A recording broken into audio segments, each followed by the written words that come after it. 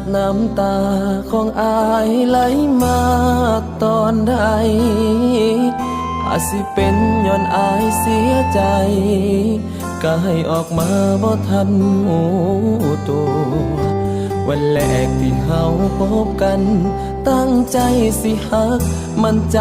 แล้วชัวร์ก็ทุ่มเททั้งใจทั้งตัวสุดท้ายเจ้าเบิดหักมาวันนี้มาบอกลา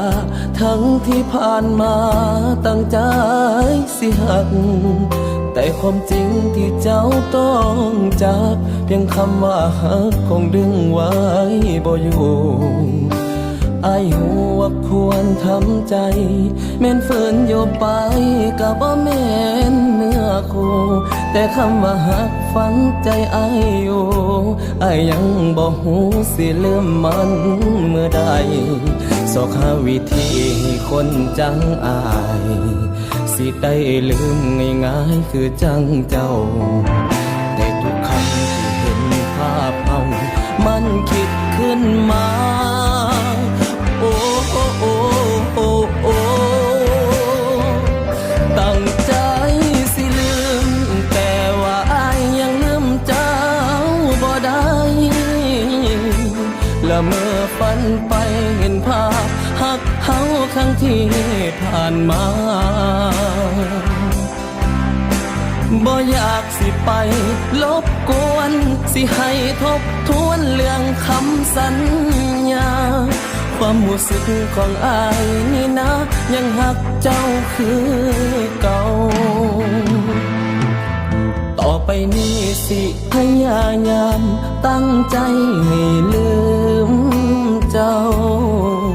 เก็บน้ำตาทุกหยดของเฮาบ่ให้เข้าหัวเฮาอ่อนแอ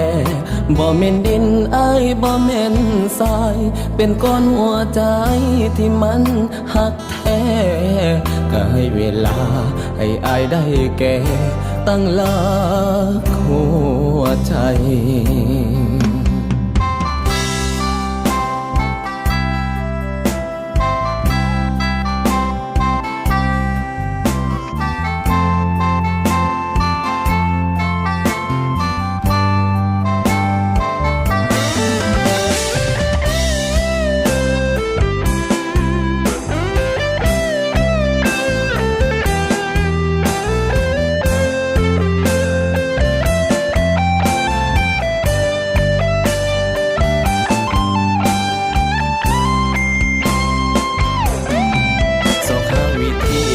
คนจังอาย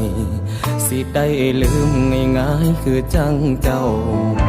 ได้ทุกคำที่เห็นภาพเฮามันคิดขึ้นมาโอ้โอ้โอ้โอ้โอ้ตั้งใจ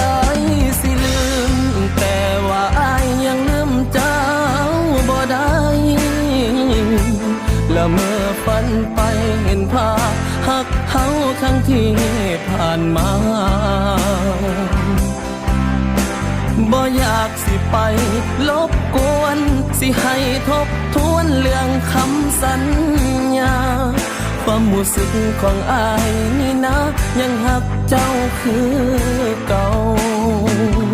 ตั้งใจสิลืมแต่ว่าอายยังลืมเจ้าบ่ได้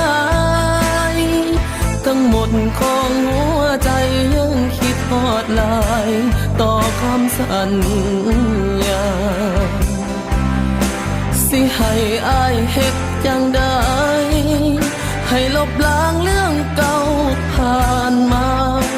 สุดท้ายอายยืนยันว่ายังหักเจ้าคือเก่า